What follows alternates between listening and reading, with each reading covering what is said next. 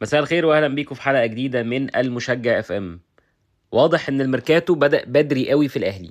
يمكن من كام يوم عملنا فيديو اتكلمنا فيه عن مشاكل اجانب النادي الاهلي وان هم 9، والاهلي ممكن يتحرك في الملف ده ازاي. النهارده بدأت تطلع كده اخبار انه اشرف داري مش هيكمل في السويد، مش هيكمل في النادي اللي هو متواجد فيه على سبيل الاعاره في السويد. بل بالعكس، النادي السويدي عارض 700 ألف دولار لشراء أشرف داري، ولكن أشرف داري أخبر أو أبلغ النادي السويدي بشكل رسمي إنه مش عايز يكمل هناك، وإنه بيموت في الأهلي وبيحب الأهلي وعايز يرجع الأهلي. طيب الأهلي إيه موقفه؟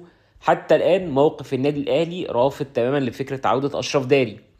فهل يكون الحل في تسوية مالية إنه أشرف داري ياخد الموسمين اللي فاضلين له وعلى طريقة ياستورب ويرحل، ولا ممكن يجي يكمل الموسم اللي جاي وده معناه انه هياخد لك مكان حد من الاجانب، ولا ممكن ان هو بعد كاس العالم يجي له عرض عربي او عرض تركي او عرض حتى في السويد من نادي تاني ويطلع اعارة لمدة 6 شهور لمدة سنة. ده واحد. طيب التاني هو اللاعب جراديشار. الاهلي كان حاطط امل كبير قوي انه تجربة جراديشار في المجر مع اوبشة المجري انها تكلل بالنجاح، وانه النادي المجري يدفع 2 مليون يورو تمن جراديشار. ولكن المفاجأة، النادي المجري رفض التعاقد مع جراديشار. الحقيقه لما رجعت الارقام جراديشار مع اوبشة المجري اكتشفت انه الراجل لعب معاهم 12 ماتش في الدوري جاب هدف واحد. فبالتأكيد دي مش أرقام مشجعة لأي نادي إنه يتعاقد مع لعيب، خصوصا إن هو هيكون المهاجم الأساسي للفريق. وهنا بقى بيجي السؤال، هو مين يا جماعة اللي عمل عقد جراديشار؟ لعيب كان بياخد في ناديه السابق 300 ألف دولار، خلاه 1,500,000.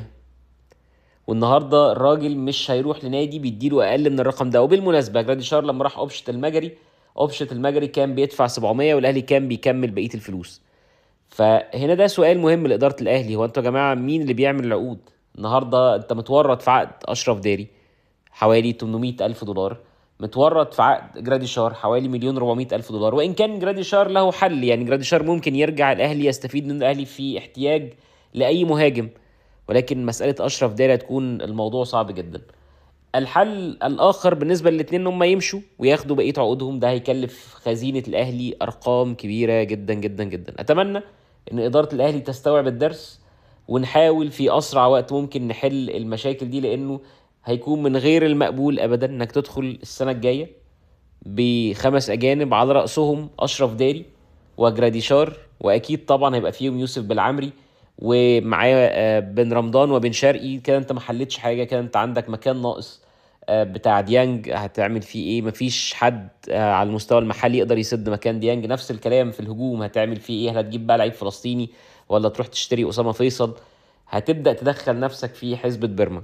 اتمنى اداره الاهلي تتحرك سريعا لحل هذه المشكله. شكرا ليكم، سلام.